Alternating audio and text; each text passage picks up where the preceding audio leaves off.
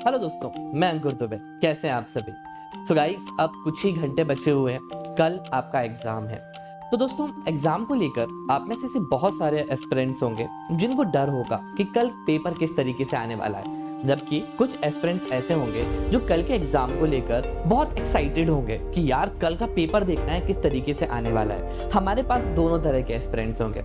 दोस्तों, डरना और एक्साइटेड होना दोनों अपनी जगह सही है।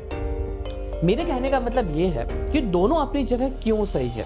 इसके पीछे एक कारण है दोस्त। एक्साइटमेंट उन स्टूडेंट्स को होगा जिन्होंने पिछले 6 महीने से कंटिन्यूसली क्लासेस की हैं और क्लासेस करने के साथ साथ उन्होंने रिगोरसली अपने सिलेबस को और टाइम टेबल को कवर किया हुआ है। तो एक तो कैटेगराइजेशन में देखा जाए तो उन लोगों को अंदर से डर भी होगा और एक्साइटमेंट भी होगा कि यार इतना मेहनत करने के बाद अगर हम पढ़कर जा रहे हैं, क्या पता हमसे कुछ वो क्वेश्चंस बनेंगे या नहीं बनेंगे। एक्साइटमेंट इसलिए होगा कि मैंने इतनी मेहनत की है, अब देखते हैं कि एमपीपीएससी हमसे किस तरीके के क्वेश्चन यहाँ पर पूछने वाला है। तो हमारे पास दोस्तों दोनों तरह के एस्पिरेंट्स यहाँ पर मिलेंगे। अब मैं बात करता हूँ दोस्तों, जिन लोगों को डर लग रहा है कि कल के एग्जाम में क्या होने वाला है। देखो, एग्जाम को लेकर डरने की कोई बात नहीं है। पता है क्यों? क्या ऐसे मेन रीजंस में जिसके कारण ऐसा बोल सकता हूँ? दोस्तों, ऐसा है, आपने पिछले कुछ महीनों में जितना जो पढ़ा होगा, जो आपने बोया होगा, अल्टीमेटली आप उसी को तो काटने जा रहे हो।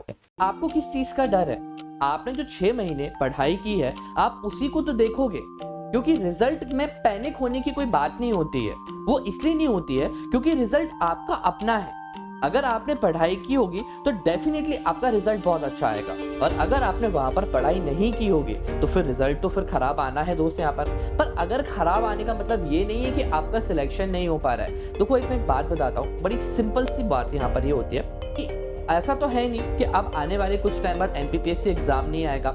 सबसे ज्यादा वरी वो एस्पिरेंट्स होते हैं जिन्होंने मेहनत भी की है और मेहनत करने के बाद बहुत कम मार्क्स उनके आते हैं, या फिर वो बाउंड्री से इस एग्जाम को क्वालिफाई नहीं कर पाते हैं। और मुझे ऐसा लगता है कि 80% एस्पिरेंट्स वही होते हैं जिन्होंने पढ़ाई की होती है, पढ़ाई करने के बाद भी 1 नंबर 2 नंबर या 3 नंबर से उनका इस एग्जाम में वो रुक जाते हैं। तो दोस्तों, हार मानने की जरूरत नहीं है। इसके पीछे मैं आपको कुछ रीजंस बताता हूँ।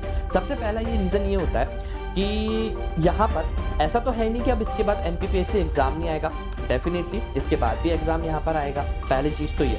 दूसरी चीज यहाँ पर क्या हो जाती है कि आपकी मेहनत वेस्ट नहीं होगी। देखो, मुझे ऐसा प्रोबेबली लगता है कि इलेक्शंस के कारण हो सकता है जल्द आपके लिए दिसंबर नवंबर में आपको फिर से एक और प्रीलिम्स यहाँ पर मिल जाए। तो आपने जो पढ़ाई की है, पढ़ाई कभी भी वेस्ट नहीं होती। ये एक ऐसा इन्वेस्टमेंट होता है जो जिंदगी भर आपको यहाँ पर आउटपुट यहाँ पर देता है। तो सेकंड चीज ये हो जाता है। बट इसमें कुछ एस्पिरेंट्स ऐसे होते हैं जिनकी एज ज्यादा हो जाती है। कुछ गर्ल्स ऐसी होती हैं कि जो बेचारी पढ़ाई कर रही होती हैं, शादीशुदा होने के बाद भी वो अपनी फैमिली से दूर रहकर, बच्चों से दूर रहकर या अपने घर में भी रहकर वो पढ़ाई कर रही हैं। तो उनके लिए अटेम्प्ट कितना मायने रखता है। बट उसके बाद भी अगर वो क्वालिफाई नहीं हो पाती हैं, तो मैं उन लोगों के लिए एक सिंपल एक चीज यहाँ पर ये बोलूंगा कि आपको हार नहीं मानना है। ठीक है, किसी भी तरीके से अगर ये एक एग्जाम है, एग्जाम को एग्जाम की तरफ से आप देखिए, क्या आपसे ऐसी कमी छूट गई थी फर्स्ट अटेम्प्ट में जो या सेकंड अटेम्प्ट जो भी है आपका, उसको फिर से रेक्टिफाई करिए।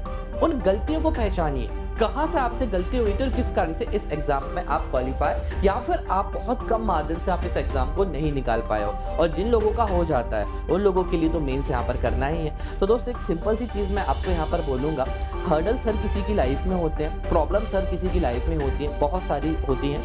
हम बहुत बार ऐसा होता है कि हम उन प्रॉब्लम्स का बहाना बना लेते हैं, और बहाना हम इसलिए बना रहे हैं क्योंकि जब हमसे दोस्त पूछेंगे, हमसे रिलेटिव्स पूछेंगे कि तुम तो इस एग्जाम की तैयारी कर रहे थे, तुमने कितना इस एग्जाम को क्वालिफाई किया या नहीं किया, कितने टाइम से तुम तैयारी कर रहे हो, तो हम उनका बहाना बनाने शुरू कर देते हैं। बहाना नहीं बनाना है, आपको अपना 100% देना है, और 100% आप इस एग्जाम में दोगे, डेफिनेटली आप क्वालिफाई हो गया। एग्जाम को करने के कुछ तरीके हैं दोस्त, मैं आपको सिंपली बता देता हूँ। सबसे पहले वो क्वेश्चन करिएगा जो आपसे बन रहे हैं। अगर जब आप वो क्वेश्चंस कर लोगे, फिर उसके बाद आप उन क्वेश्चंस पे आइएगा एलिमिनेशन, मतलब आपको पता है कि 2 आंसर्स इसके नहीं है, पर इन दोनों में से आपको सिलेक्ट करना है। और फिर लास्ट में आप उन क्वेश्चंस को करिएगा जो आपसे बिल्कुल नहीं बन रहे हैं, बट उनमें भी आप कोशिश करें कि एक ही ऑप्शन आप हर जगह टिक करके आए। Okay, so wish you very all the best. मुझे उम्मीद है आपका एग्जाम बहुत अच्छा जाएगा। Let's crack it my dear.